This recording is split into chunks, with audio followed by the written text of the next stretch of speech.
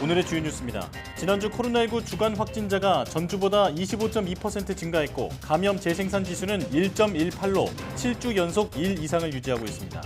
특히 예방 접종률은 낮고 활동량이 많은 20, 30대와 60대 이상 고위험군 확진자의 규모와 비중이 계속 증가하는 모습을 보였습니다.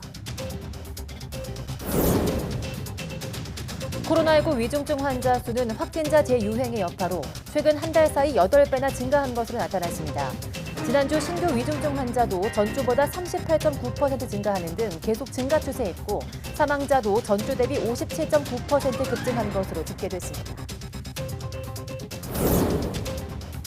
모더나가 개발한 오미크론 대응 백신이 영국에서 세계 최초로 공식 승인됐습니다. 유럽의약품청과 미 FDA도 다음 달 오미크론 변이 개량형 백신의 승인을 추진 중인데 우리 방역당국은 이 백신에 대한 도입 계획을 이달 말에 발표할 계획입니다. 최근 계속된 폭우로 전국에서 최소 15,000동의 주택과 상가가 침수됐는데 대부분 서울에서 발생한 것으로 집계됐습니다. 산사태는 360여 건이며 농작물 침수 피해 규모는 1,700헥타르인데 이 가운데 1,100여 헥타르가 충남 지역에서 발생한 것으로 나타났습니다. 국내 연구진이 중대형견에서 흔하게 나타나는 유전 질환인 고관절 이형성증을 유전자 가위 기술로 없앤 개를 복제하는 데 성공했습니다. 유전자 교정을 통해 태어난 개는 18개월이 지난 지금까지 고관절 탈구 없이 건강하게 자라고 있는 것으로 나타났습니다.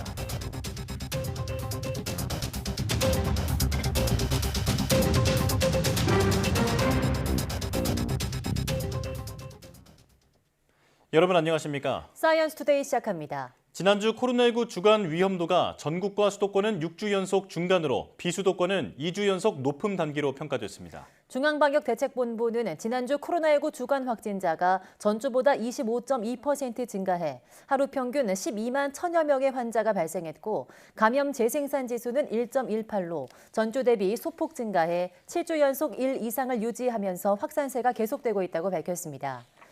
모든 연령대에서 발생률이 증가하고 있는데 특히 예방접종률은 낮고 활동량이 많은 20, 30대와 60대 이상 고위험군 환자의 규모와 비중이 계속 증가하고 있습니다. 또 지난주 주간 신규 위중증 환자 수는 450명으로 전주 대비 38.9% 증가했고 사망자 역시 330명으로 전주 대비 57.9% 급증한 것으로 나타났습니다.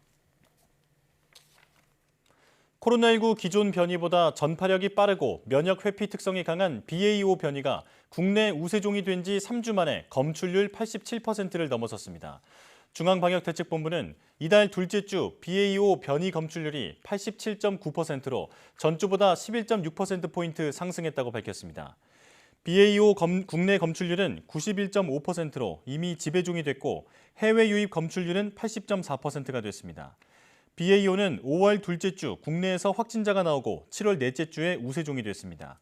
BA.5보다 전파력과 면역 회피 특성이 더욱 강한 BA.2.75 변이는 예상했던 것보다 감염 사례가 크게 늘지는 않고 있습니다.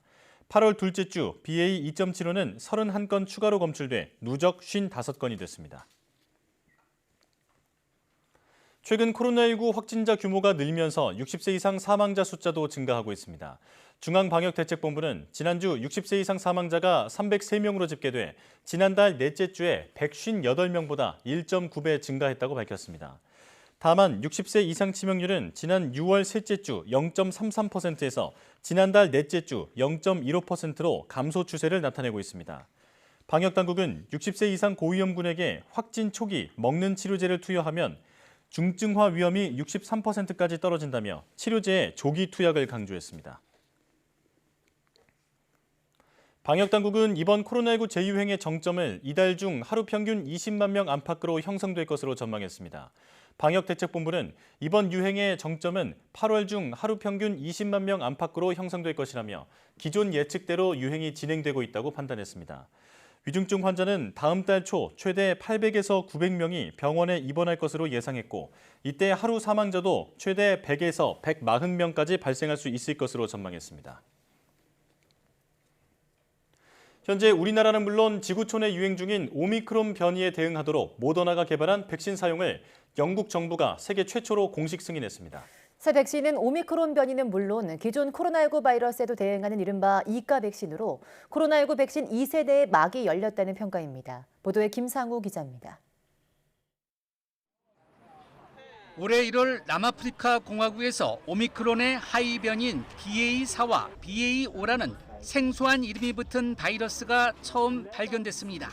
이후 이들 바이러스는 역대급의 면역 회피력과 전파력으로 지난달 한국은 물론 각국의 우세종으로 자리 잡으며 수많은 목숨까지 앗아갔습니다. New waves of the virus demonstrate again that the COVID-19 is nowhere near over. BA5는 현재 전 세계 코로나19 발병 원인의 70%쯤 차지하며 여전히 유행 중입니다. BA5 등 오미크론 변이에 맞춰 미국 제약사 모더나가 개발한 백신이 세계 최초로 정부기관의 승인을 받았습니다. 영국 의약품관리당국은 모더나가 성인용으로 개발한 두 개의 서로 다른 바이러스에 사용할 수 있는 이른바 이가 코로나 백신이 안전과 품질 효과 측면에서 기준에 부합해 사용을 승인했다고 밝혔습니다. 이 백신은 2020년부터 유행한 코로나19 바이러스의 원형과 지난해 말부터 유행한 오미크론 변이 BA1의 항원을 각각 발현하도록 개발된 메신저 리보 핵산 기반의 백신입니다. 앞서 모더나는 지난 6월 임상시험 결과를 발표하면서 이가 백신으로 4차 접종을 받으면 오미크론 변이에 대한 중화항체가 8배 증가한다고 밝힌 바 있습니다. Well, I think what's important about this is that the virus itself is mutating. It's a very busy virus. It's been mutating since its inception. And what this vaccine helps to do is it gives us another piece of armory. 영국은 모더나 이가 백신의 부작용은 기존 백신처럼 가벼운 편이며 심각하게 우려할 만한 부분은 없다고 밝혔습니다. 유럽의약품청과 미국 식품의약국에서도 다음 달 오미크론 변이에 효과적인 개량형 백신 승인과 접종을 추진 중이어서 코로나19 백신 2세대의 막이 열렸다는 평가입니다. YTN 김상호입니다. 방역당국은 오미크론 변이에 대응하도록 개발된 모더나의 이가 코로나19 백신에 대한 도입 계획 등을 이달 말 발표할 계획입니다. 백경란 질병관리청장은 브리핑에서 모더나 이가 백신에 대한 심의 신청이 진행되는 대로 개량 백신의 효과성과 안전성, 방역 상황이나 도입 일정, 물량 등을 종합적으로 고려해 8월 말 발표할 예정이라고 밝혔습니다. 앞서 식품의약품안전처는 지난달 20일 모더나 이가 백신, 모더나 스파이크박스 2주에 대한 사전 검토에 착수하고 지난달 29일 허가 심사에 들어갔습니다. 마이크로소프트 창업자인 빌 게이츠, 빌 앤드 멀린다 게이츠 재단 공동이사장은 감염병 국제공조와 관련해 한국이 더 확대된 역할을 하기를 희망하고 있다고 밝혔습니다. 게이츠 이사장은 국회에서 코로나19와 미래 감염병 대응과 대비를 위한 국제공조의 중요성과 대한민국의 리더십이란 주제 연설을 통해서 한국의 과학기술을 통한 더 큰 역할을 기대하고 있다며 이같이 말했습니다. 이어 지난해 기본적인 접종을 받지 못한 아이들이 2,500만 명으로 2009년 이후 최고치라며 그렇지만 글로벌 보건 파트너들이 선도적인 창의성과 관대함을 발휘해 상황 악화를 최소화하고 있다고 언급했습니다. 그러면서 이 시점에서 글로벌 펀드에 대한 투자가 중요하고 한국은 선도할 역할을 할 적임자라고 덧붙였습니다. 2달 동안의 도시 봉쇄 악몽을 겪었던 중국 상하이에서 코로나19 방역 조치로 한 쇼핑센터가 전격 봉쇄되면서 고객들이 급하게 탈출하는 소동이 있었습니다. 중국 SNS인 웨이보에는 지난 13일 상하이 한 이케아 매장의 폐쇄 전후 상황이 담긴 영상과 게시물들이 공유됐습니다. 영상에는 안내방송에 놀란 쇼핑객들이 급하게 매장을 빠져나가는 장면과 보안 요원들이 미처 탈출하지 못한 사람들을 막으며 강제로 출입문을 닫는 모습 등이 담겼습니다. 이케아 직원들을 포함한 쇼핑객들은 매장에 4시간 동안 갇혀 있다가 임시시설로 옮겨져서 48시간 동안 격리됐고 탈출한 사람들도 속속 격리시설로 이동 조치된 것으로 전해졌습니다. 중국 방역당국은 확진자와 밀접 접촉한 사람이 이케아 매장을 다녀갔기 때문에 이 같은 폐쇄 조치를 내렸다고 설명했습니다. 최근 계속된 폭우로 전국에서 주택 상가가 15,000동 넘게 침수된 것으로 나타났습니다.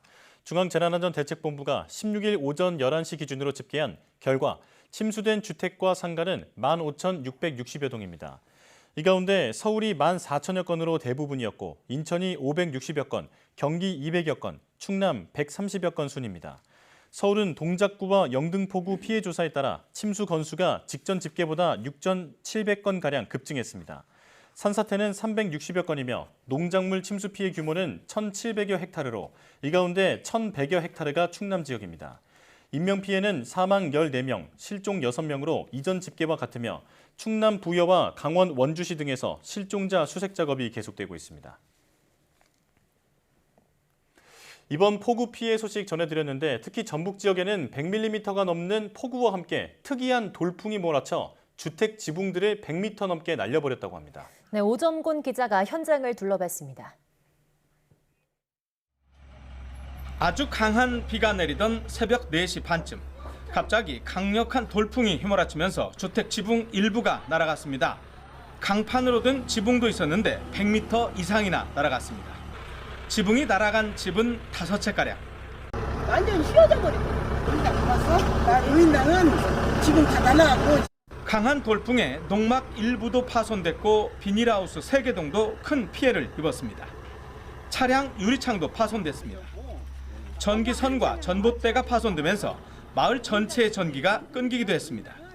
비와 그 돌풍이 돌풍이 그냥 어떻게 고를 타고 그 일정하게 그냥 그 한 방향으로 지나가 버렸어요. 옛날에도 없었어요. 있었나? 전혀 일이에요. 당시 이 마을 주변에는 시간당 20mm의 강한 비가 내렸고 초속 15m 이상의 강력한 돌풍이 있었던 것으로 관측됐습니다. 시간당 20mm 이상의 강한 비가 내릴 경우에는 필수적으로 천둥 번개와 함께 돌풍이 동반되는데요. 생각지도 못한 특이한 돌풍 피해에 휴가 중이던 자치단체장도 현장으로 급히 달려오기도 했습니다. 네, 정읍뿐만 아니라 이곳 전주 지역에도 새벽 사이에 아주 많은 비가 내렸습니다. 그래서 보시는 것처럼 전주천 바로 옆 교량 하부 도로는 이렇게 한때 폐쇄되기도 했습니다. 가장 많은 비가 집중된 곳은 완주 지역으로 120mm 이상의 폭우가 내렸습니다. 그나마 다행인 것은 특정 시간에 비가 집중되지 않고 분산되면서 일부 주택과 마당 침수 등을 제외한 큰 규모의 피해는 전북 지역에서 발생하지 않았습니다. YTN 오점곤입니다. 지난주 중부지방에 쏟아진 집중호우를 시작으로 이달 들어 전국적으로 많은 양의 비가 내렸습니다. 네, 이번 폭우를 2차 장마로 보는 사람도 있고 가을 장마라고 부르는 사람도 있는데요. 어떻게 봐야 할지 알아보겠습니다. 기상청은 올해 장마가 6월 25일에 시작해 7월 26일에 끝났다고 발표했는데 이달 들어 수도권은 물론 전국 곳곳에 기록적인 폭우가 쏟아졌습니다. 하지만 기상청은 이번 비를 장마로 보고 있지는 않습니다. 일정한 패턴이 없기 때문인데요. 남쪽 열대성 기단과 북쪽 한대성 기단이 만나 생긴 정체 전선으로 내리는 비를 장마로 보는데 보통 6월 하순부터 7월 중순에 집중됩니다. 이 기간 내리는 호우 형태를 장마로 보는 건 해마다 반복되기 때문입니다. 그래서 최근엔 장마냐 아니냐로 이분화하지 않고 다른 개념으로 접근해야 한다는 의견도 있습니다. 6월에서 9월을 장마 대신 우기로 봐야 한다는 겁니다. 한반도 기후가 아열대성으로 변하고 있는 만큼 동남아시아처럼 우기의 개념이 적절하다는 거죠. 1차 장마, 2차 장마 뭐 이렇게 하지 말고 그냥 우리도 동남아시아처럼 우기, 6월서부터 뭐 9월 초까지는 우기로 하자. 뭐 이런 것이 오히려 지금 기후변화 측면에서 보면 맞지 않느냐 그렇게 생각을 합니다. 전문가들은 앞으로 여름철 강수 패턴이 계속 바뀔 것으로 전망하고 있습니다. 지구가 따뜻해지면 바닷물의 증발 등으로 공기 중에 수증기 양이 많아지는데 온도가 1도 올라가면 공기 중 수증기량이 약 7% 증가하게 돼 대기 불안정이 커진다는 겁니다. 최근에 보면은 여름 장마철에 내려오는 비보다는 가을에 형성되는 그 정제전선에 추반된 비가 훨씬 많고요. 그것이 큰 재해를 가져오는 것이 거의 자리를 잡고 있는 그런 상황입니다. 네, 이렇게 폭우가 계속되면 재해가 가장 큰 걱정이겠죠. 기존의 재난 대응 패러다임이 더는 유효하지 않다는 것을 지난주 집중호우 피해로 확인했는데요. 앞으로 닥칠 대형 재난에 대비가 가능하도록 방제 시스템에 대한 전반적 점검이 필요합니다. 나아가 지구가 더 뜨거워지지 않도록 근본적인 노력도 필요해 보입니다.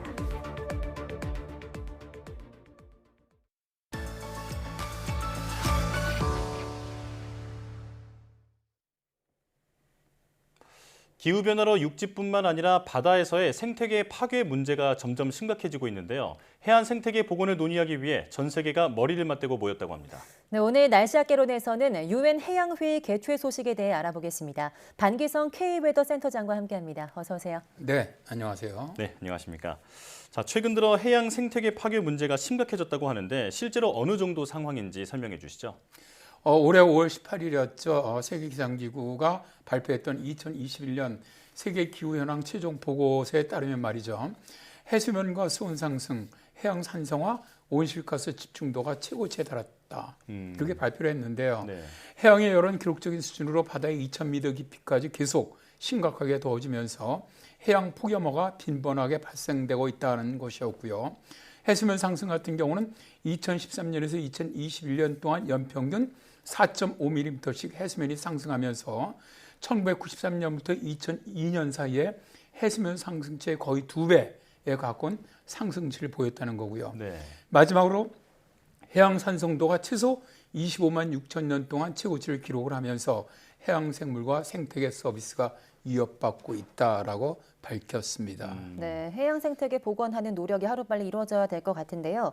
그 해양 파괴 문제를 해결하기 위해서 유엔 총회 차원에서 해양 회의를 개최했다고 하는데 이게 언제 개최된 거죠?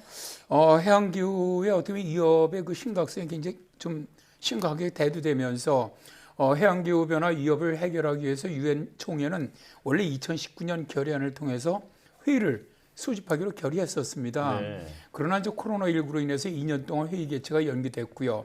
올해 6월 27일부터 7월 1일 사이에 유엔 해양 회의를 포르투갈 리스본에서 개최를 했습니다. 올해 해양위원회 24명의 국가원수와 정부 수반 2,000명 이상의 시민사회 대표 등 총 6,000여 명이 참석을 했는데요. 개회에서 촌계리 미국 대통령 기후특사는 기후변화는 점점 더 뜨겁고 산성화되고 심각해지면서 세계 바다에 엄청난 피해를 주고 있다. 해양열, 산성화, 탈산소는 해양생물, 생태계, 식량 안보뿐만 아니라 시민 경제적 발전에 큰 영향을 미친다. 바다 없이는 기후 문제를 해결할 방법이 없고 기후 없이는 해양 문제를 해결할 방법이 없다라고 말했고요. 예. 안토니오 구테우스 유엔 사무총장은 해양 비상사태를 해결하기 위한 4가지 권고안을 제시를 했는데요. 첫째가 식량과 재생가능 에너지를 위한 지속가능한 해양경제에 투자를 하자. 둘째가 해양은 더 큰 이익을 위해서 세계 문제를 관리하는 방법의 모델로 사용을 하자. 셋째가 해양과 생명과 생계를 의존하는 사람들을 보호하는 것이 중요하다. 네 번째가 해안지역 사회를 보호하기 위해 조기경보 시스템에 투자해야 한다는 겁니다. 네. 자, 이제 이번에 닷새 동안 이어진 유엔 해양회의에서는 우리의 바다, 우리의 미래, 우리의 책임이라는 리스본 선언을 만장일치로 채택했다고 하는데요.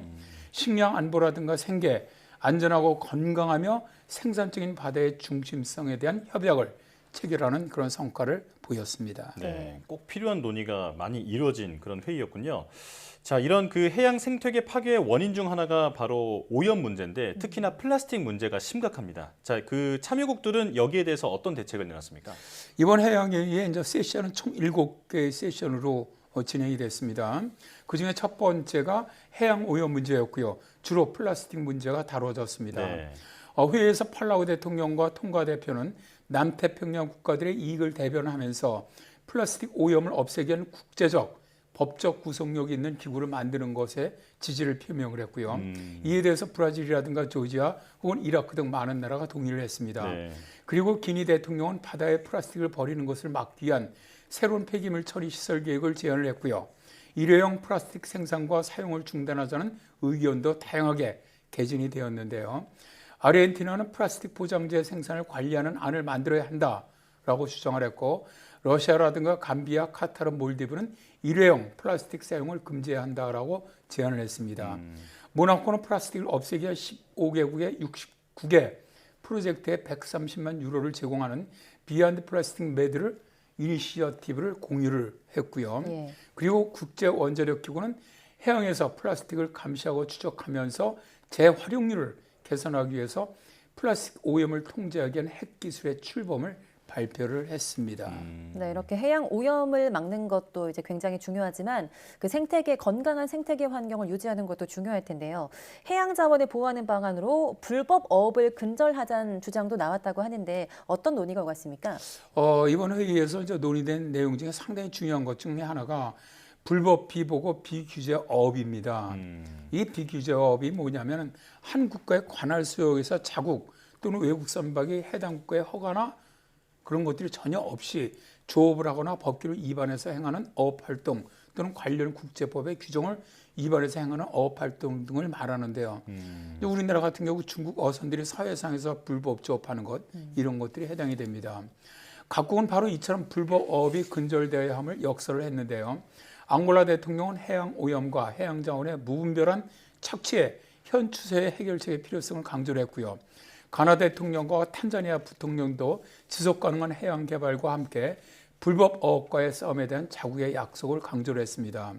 스페인은 영리를 위한 낚시라는 사고방식이 불법 어업으로 이어졌다고 강조를 하면서 해양 건강과 부에 대한 가장 큰 위협 중 하나라면서 강력한 규제가 필요함을 역설을 했습니다.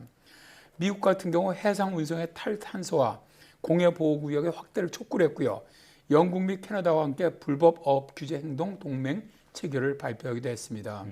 캐나다는 개발도상국에서의 불법 어업 문제를 해결하기 위해서 170만 달러를 포함한 20개의 기부금을 발표를 했고요. 유엔 식량농업기구는 바다와 강, 호수가 책임 있고 지속 가능하며 공평하게 운영돼야 전 세계를 먹여 살릴 수 있다라고 주장했습니다. 네. 글로벌 지속 가능 수산물 이니시어티브는 불법 어업을 해결하기 위해서 항만국 조치 협정의 비준을 요구하기도 했고요. 이 외에도 해양의 보존이라든가 복원 등에 대한 다양한 의견 또 제안이 발표가 되었죠. 예. 자, 또 이번 회의에서 가장 중요하게 다뤄진 부분이 해양 경제 강화라고 하던데요. 해양 생태계 복원을 위한 투자 방안도 논의됐습니까? 최근에 이제 블루 오션이라는 이런 개념이 해양과 관련돼서 많이 사용이 되고 있습니다. 네. 이번에 이제 유엔 해양 회의에서도 다양한 해양 기반 경제에 대한 지원과 논의 그리고 협약이 있었는데요. 해양 회의에 참가한 대표단은 300개 이상의 투자 약속을 발표를 했습니다. 2030년까지 해양 보호구역과 해안 지역의 조성, 확장 및 관리를 지원하기 위해서 최소 10억 달러를 투자하겠다고 했죠. 네. 나라별로 구체적으로 어떤 투자를 한다는 건지 좀 더 구체적으로 설명 부탁드립니다. 일단 이제 유럽투자은행 같은 경우는 이제 청정 해양 이니시어티브의 일환으로 카리브해 지역 전체 1억 5천만 유로를 추가로 확장하겠다 약속을 했고요. 호주의 대산호초 보존 및 복구에 대한 10억 달러 투자 약속이 있었습니다. 또한 나미비아는 해양 생태계 연구라든가 통제 혹은 모니터링 및 감시를 수행하기 위해서 매년 500만 달러를 지원하겠다는 약속을 했고요. 중남미 개발은행은 5년간 10억 5천만 달러의 직접 자금을 투입을 해서 블루 경제, 특히 해양이라든가 해안 생태계 회복이라든가 블루 카본 등을 홍보하겠다라고 밝혔고요. 네. 유럽위원회는 공해생물 다양성을 보호하기 위해서 70억 유로의 자발적인 기부금 50개 분야를 발표를 했습니다. 스웨덴 같은 경우는 해양의 보존과 지속 가능한 이용에 투자할 수 있는 신블루 캐피털이 필요하다고 말하면서 예멘 해안에서 기름 유출을 막기 위해서 500만 달러를 지원하겠다라고 약속을 했고요. 아일랜드는 국제해양경제연구와 연구 파트너십을 지원하기 위해서 국제해양 활동에 1,000만 유로를 지원 약속했습니다. 영국은 기후금융을 116억 파운드로 2배로 늘리고 청색 행성기금에 5억 파운드를 투자하며 기후변화에 적응할 수 있도록 돕는 새로운 해안 프로그램에 1억 5,400만 파운드를 투자하겠다라는 약속을 내놓았습니다. 핀란드는 해양 경제를 갖다 지원하기 위해서 1억 유로의 자발적인 약속 11개를 발표를 했고요. 터키 같은 경우는 멸종위기에 처한 태평양의 가죽 등거북 개체군을 감시하기 위해서 2년 동안 75만 달러를 제공하기로 했습니다. 일본 같은 경우는 해양 경제를 위해서 2,400만 달러를 지원하겠다고 약속을 했고요.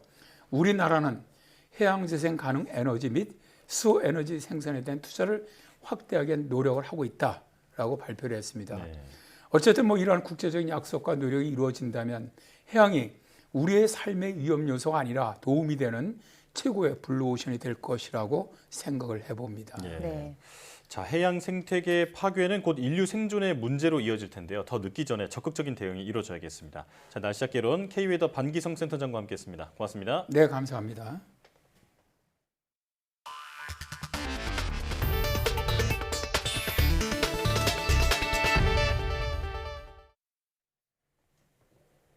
반려견의 고관절이 제대로 발달하지 않아 제대로 걷지 못하게 되는 고관절 이형성증은 중대형견의 대표적인 유전 질환인데요. 그런데 국내 연구진이 유전자 가위로 고관절 이형성증을 일으키는 돌연변이를 제거하는 데 세계 최초로 성공했습니다. 양혜영 기자가 보도합니다.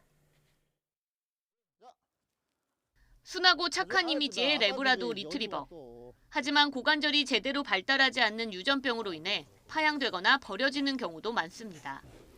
고관절 이형성증은 품종 유지를 위해 근친 교배를 하는 과정에서 생긴 돌연변이 질환으로 주로 중대형견에게 자주 발생합니다. 그런데 국내 연구진이 고관절 탈구를 일으키는 유전자를 없앤 개를 복제하는 데 세계 최초로 성공했습니다. 연구진은 먼저 고관절 이형성증을 가진 18개월 된 레브라도 리트리버의 귀에서 피부세포를 채취했습니다. 체세포에서 돌연변이 유전자를 교정했는데 4세대 유전자 가위 기술인 프라임 에디터 기술을 이용해 DNA 한 가닥만 잘라내 원하는 염기 서열을 삽입했습니다. 이후 돌연변이가 교정된 체세포를 세포 핵이 제거된 난자와 결합해 복제 수정란을 만들고 대리모에 착상시켜 복제개 2마리, 진과 제니가 태어난 겁니다. 유전자 교정을 통해 태어난 리트리버 제니입니다. 18개월이 된 지금까지 고관절 탈구 없이 건강하게 자라고 있습니다. 연구진은 유전자 교정 여부를 확인하기 위해 형광 단백질도 함께 넣었는데 자외선을 비추면 발톱에서 형광이 나는 걸 확인할 수 있습니다. X선 영상을 촬영한 결과 원래 개는 골반에 대퇴골이 빠져 있지만 복제개 진과 제니는 대퇴골과 골반 결합이 정상적으로 이루어졌습니다. 이 프라임 에디터 기술은 제4세대 유전자 가위 기술입니다. 그래서 이 돌연변이를 정상으로 돌릴 수 있는지를 확인하기 위해서 실험을 진행을 했는데 지금 18개월령인데도 불구하고 정확하게 교정이 이루어졌다는 것들을 볼 수가 있고 그러므로 해서 정상 보행도 가능하고 연구진은 중대형 견이 많이 이용되는 마약 탐지견이나 구조견, 안내견 등에 개발한 유전병 교정 기술이 활용될 수 있다고 설명했습니다. 또 현재 소형견의 대표적인 유전성 망막 질환을 교정한 복제개 연구도 진행 중입니다. 이번 연구 결과는 국제학술지 사이언티픽 리포트 온라인판에 실렸습니다. YTN 사이언스 양우영입니다. 우리나라의 국화 무궁화에 비만 개선 효과가 있다는 연구 결과가 나왔습니다. 꽃봉오리를 모아 차를 만들어 먹으면 지방 형성을 억제해 체중을 줄여준다는 건데요. 자세한 내용 알아보겠습니다. 왼쪽에 보이는 꽃의 이름은 로젤입니다. 무궁화와 비슷한 모습이죠. 분류학적으로 무궁화와 사촌간이라고 보시면 됩니다. 이 로젤로 만든 차가 바로 히비스커스입니다.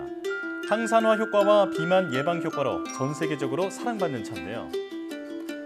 국립산림과학원 연구진은 로젤의 사촌인 무궁화에 비슷한 효능이 있을 것이라는 생각에 연구를 시작했습니다. 연구원에서 보유한 국내외 무궁화 품종 200여 종을 비교 분석했는데요. 네, 이 가운데 국내 개발 품종인 평화의 비만 개선 효과가 가장 탁월했습니다. 평화 꽃봉오리를 더운 물에 넣어서 차처럼 우려냈는데요. 물 1ml에 10마이크로그램의 무궁화 꽃봉오리 추출물이 있을 때 지방 형성을 65%까지 감소시켰습니다. 이는 히비스커스 차보다 3배 이상 우수한 효능입니다. 앞으로 살을 빼려는 사람들이 무궁화 꽃봉오리로 만든 차를 마시는 것을 보게 될지도 모르겠습니다. 연구진은 무궁화의 효능에 대한 특허 출원과 논문 게재를 준비 중이라고 합니다. 방송통신위원회가 구글 플레이스토어와 애플 앱스토어, 원스토어 등 3대 앱마켓을 대상으로 해온 실태 점검을 사실조사로 전환했습니다. 방통위는 이번 사실조사에서 특정한 결제 방식을 강제하는 등 앱마켓 사업자의 위반 행위가 확인되면 시정명령이나 과징금 부과 등 행정조치를 내릴 수 있습니다. 앞서 방통위는 지난 5월부터 세계 앱마켓 사업자의 일명 인앱 결제 강제 금지법 위반 여부를 파악하기 위한 실태 점검을 벌여 세 곳 모두 금지 행위를 위반했다고 볼 소지가 있다고 판단하고 사실조사에 착수하기로 했습니다.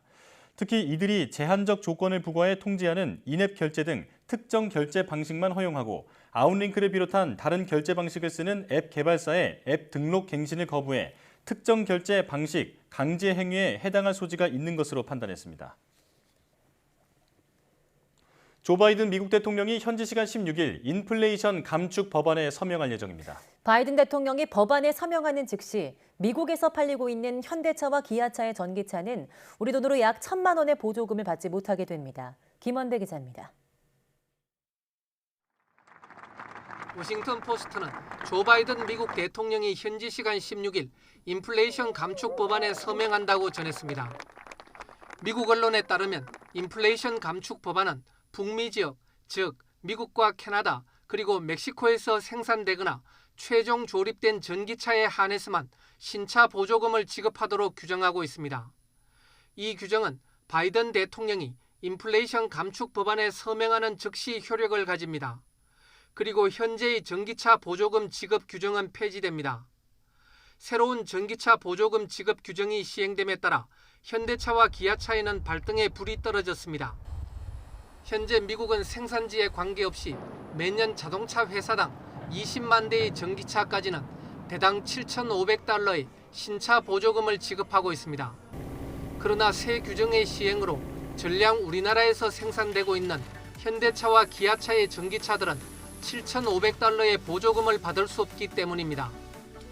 이에 따라 내년 아이오닉 6, EV9 등 신규 라인업을 투입해 미국 전기차 시장을 선도하겠다는 현대차 그룹의 계획은 차질이 빚어질 수밖에 없을 것으로 보입니다.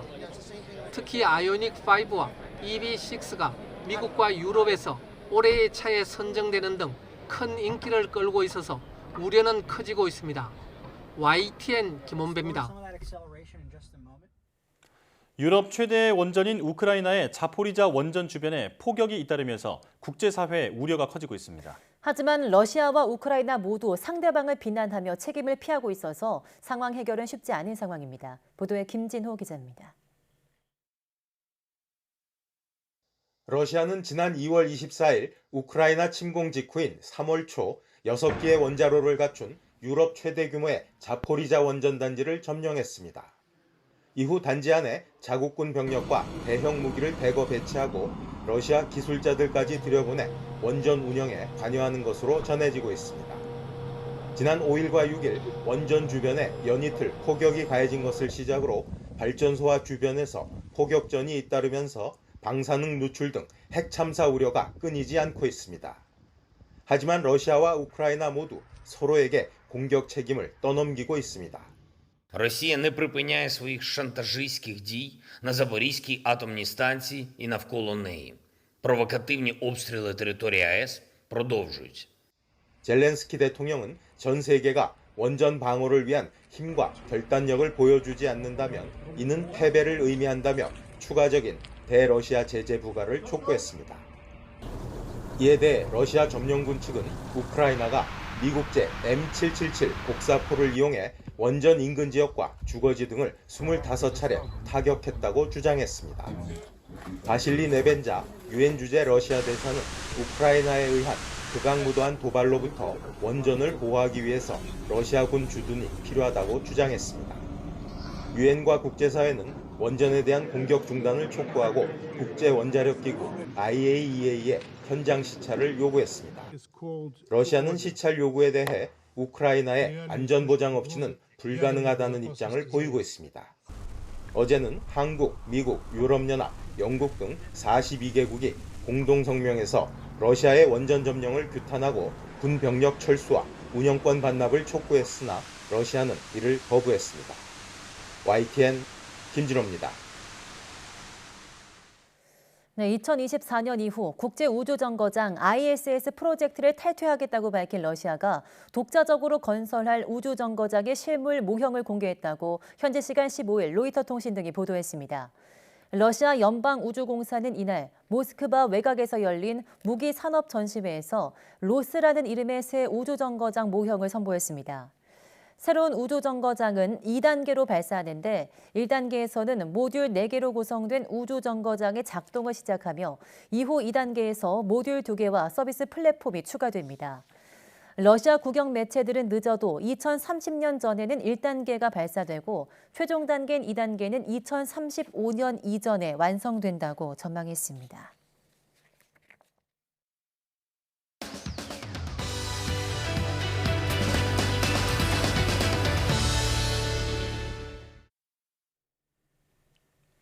일상에서 다른 사람의 실패나 불행을 보면서 묘한 행복감을 느끼는 사람들이 있는데요. 네, 이런 감정을 우리는 어떻게 받아들이고 관리해야 하는지 오늘 3개 사람 속은에서 자세하게 알아보겠습니다. 신고 심리학 작가와 함께합니다. 어서 오세요. 네, 안녕하십니까. 자, 오늘은 타인의 불행에 은근히 기뻐하는 심리에 대해서 알아보도록 할 텐데 사실 이런 기분이 들면 왠지 죄를 짓는 느낌이 들기도 하잖아요. 자, 그런데 이 감정을 부르는 심리학적인 용어가 따로 있다면서요? 네, 그렇습니다.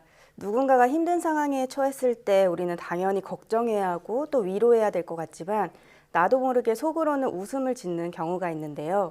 직장 동료나 오래된 친구, 심지어 가까운 친척이나 가족에게도 이런 감정이 들곤 하죠. 이런 감정을 샤덴프로이데라고 부릅니다. 네. 이 샤덴은 독일어로 고통, 그리고 프로이데는 기쁨을 뜻하는데요. 다시 말해서 샤덴프로이데는 타인의 고통에 기뻐하게 되는 감정을 말합니다. 인정하기 어려운 감정이지만 누구나 한 번쯤은 경험해봤을 자연스러운 감정이죠. 네. 그렇다면 이런 감정, 어떤 불행을 보면서 이런 감정을 느낄까요?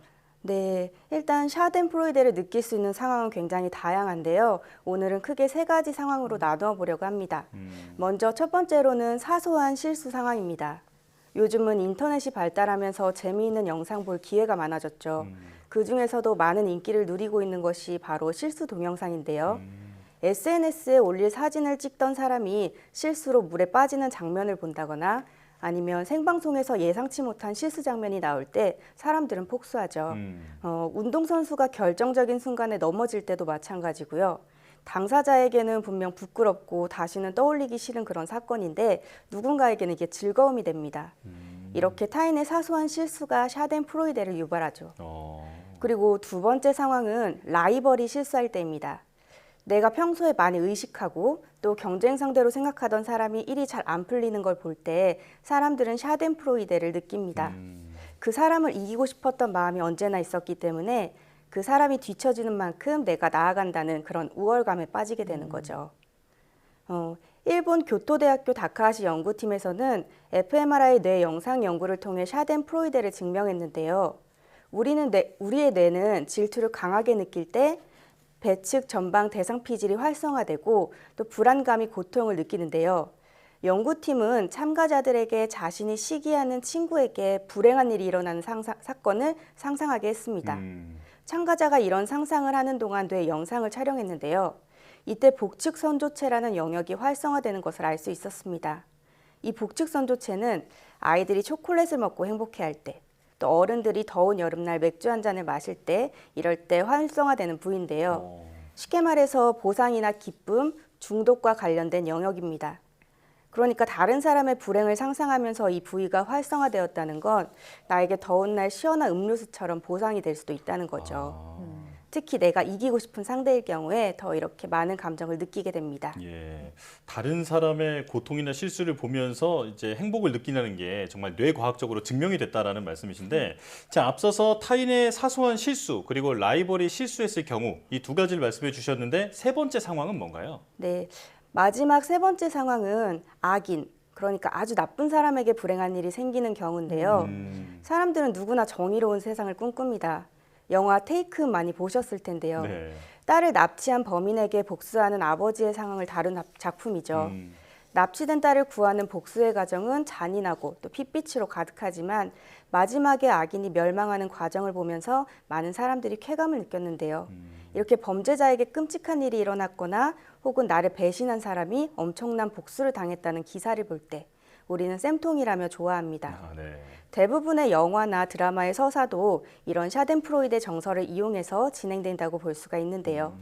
영화가 진행되는 내내 악인이 머리를 쓰고 또 권력을 잡고 사람들을 괴롭히다가 마지막 회에 주인공이 통쾌하게 복수한다면 관람객들은 열광하죠. 어쩌면 이 장면을 보기에 긴 시간을 들였다고 볼 수도 있는데요. 누군가의 불행이 정의구현이라고 생각했을 때 사람들은 기뻐하고 또 그 감정을 정당화하기까지 합니다. 네. 그럼 학교에서 친구를 괴롭히면서 즐거워하는 그런 집단 따돌림 같은 문제도 같은 상황이라고 보면 될까요? 자신이 싫어하는 사람 혹은 때로는 아무런 이유 없이 재미를 위해서 누군가를 괴롭히고 또 즐거워하는 그런 모습도 얼핏 보면 샤덴프로이데와 유사해 보일 수 있는데요. 여기에서 한 가지 주의해야 할 점이 있습니다. 이 샤덴프로이데는 당사자가 직접 불행한 상황을 만들고 기뻐하는 것이 아닙니다. 그 기분을 느끼기 위해서 능동적인 행위가 포함되는 것은 자연스러운 감정이 아니죠. 오히려 악한 마음에 가깝다고 볼 수가 있는데요. 자신의 즐거움을 위해 타인이 불행해지도록 상황을 조작해서는 안 되는 겁니다. 또한 샤덴프로이데는 사소하고 별것 아닌 상황에서 보통 유발이 되는데요. 끔찍하고 비극적인 상황에서 즐거움을 느껴서는 안 되는 거죠. 네. 예를 들어 우산 없이 비를 쫄딱 맞은 친구를 보며 놀릴 수는 있습니다.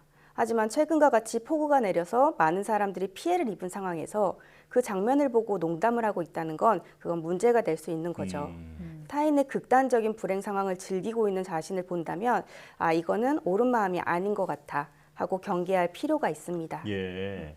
그러니까 다른 사람을 괴롭히면서 희열을 느끼는 것은 오늘의 주제인 샤덴프로이데와는 확연히 다른 것이다. 네, 악한 마음에 가깝다. 자, 이 부분을 잘 기억을 해야겠습니다.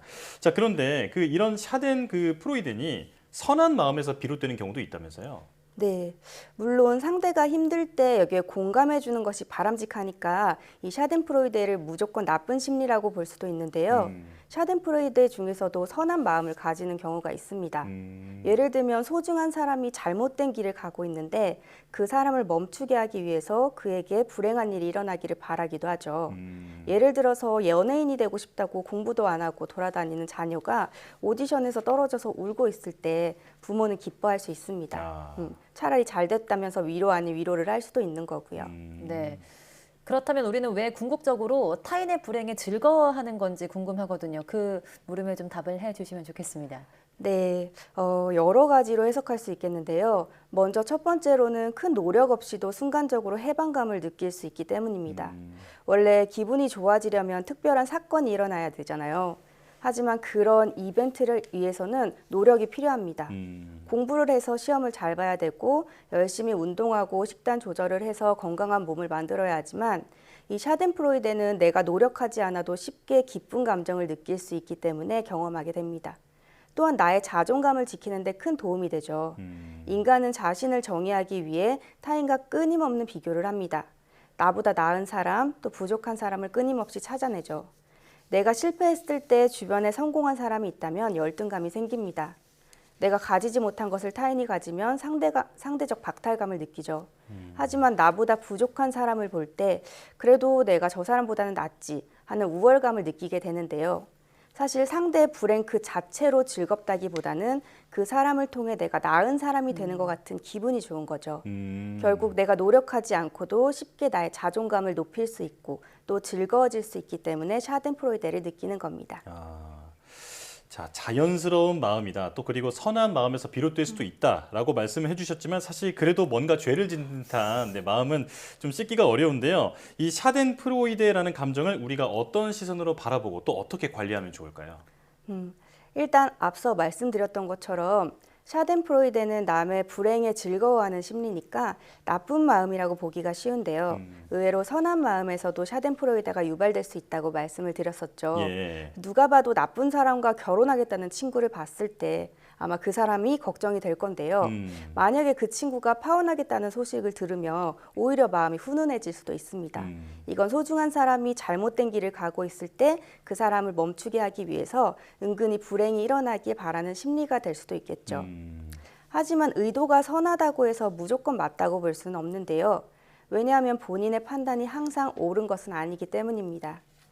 이렇듯 감정은 참으로 복잡합니다. 어떤 감정은 쓸모가 없는 것처럼 보이고 또 나름의 기능을 가지고 있기도 하죠. 그런데 우리는 어떤 감정의 경우에는 억압하고 또 숨기는데 급급합니다. 그런데 문제는 감정이 숨긴다고 사라지는 게 아니라는 거죠. 네. 감정은 억압하면 억압할수록 강해져서 이성을 사로잡게 됩니다. 또 참다가 더 감정에 휩쓸리게 되는 거죠. 그래서 우리는 감정의 당연함을 인정하는 연습이 필요합니다. 통제할 수 없는 감정을 통제하기보다는 자연스럽게 받아들이고 또 흘려보낼 필요가 있는 거죠. 그리고 마지막으로 타인과 나를 비교하여 우월감을 뽐내고 싶은 마음이 생길 때 타인의 불행을 원동력으로 삼기보다는 타인의 불행에 도움을 주는 사람이 되어보는 것이 어떨까 싶은데요.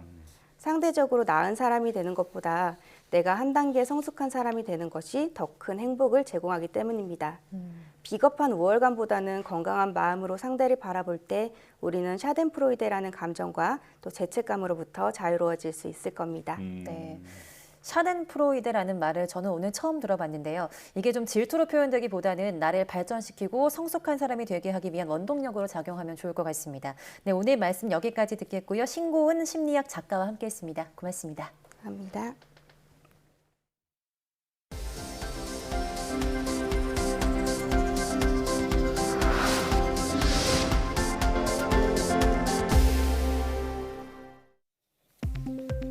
국내 연구진이 가로, 세로 길이가 각각 1나노미터에 불과한 세상에서 가장 작은 메모리를 개발했습니다.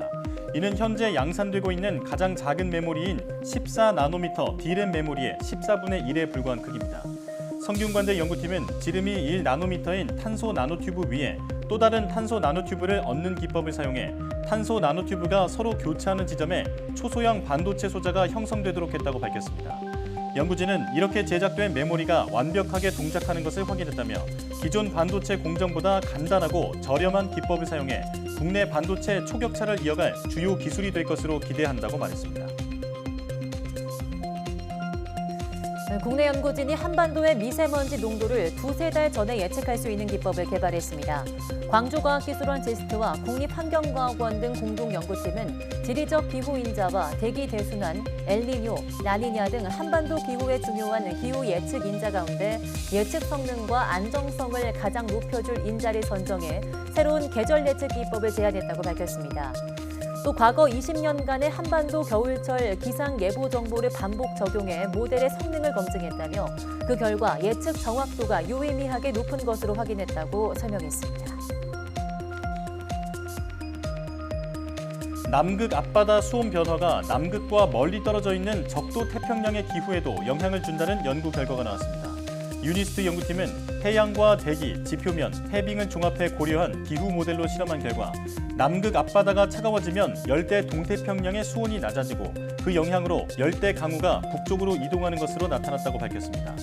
또 기존의 기후 모델은 태평양 수온 변화 패턴을 제대로 구현하지 못했는데 아열대 구름과 관련된 값을 현실에 가깝게 바꿔 이를 해결할 수 있다는 점도 확인했다고 설명했습니다.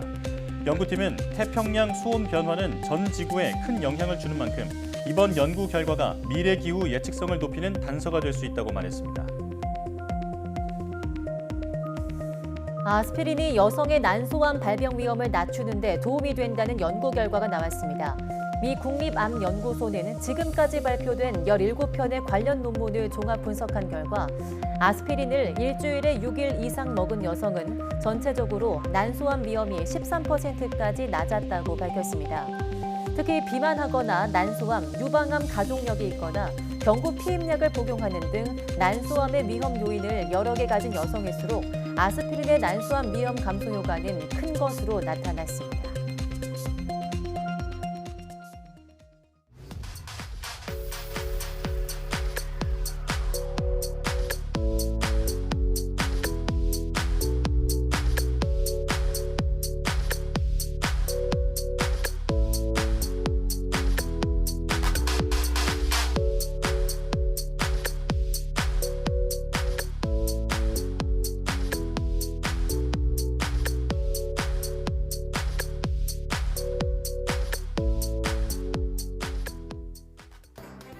이례적인 요즘 폭우를 두고 2차 장마 혹은 가을 장마, 아예 우기라고 불러야 한다는 의견까지 다양한 목소리가 나오는데요. 어떻게 부르든 전문가들은 우리나라 여름철 강수 패턴이 앞으로 계속 바뀔 것으로 보고 있습니다. 네, 달라지는 날씨에 맞춰서 재난 대응 프로토콜도 바꿔나가야 할 텐데요. 재난관리, 배수체계 등 방제 시스템에 대한 전반적인 점검이 필요해 보입니다. 사이언스 투데이 마칩니다. 함께해 주신 여러분 고맙습니다.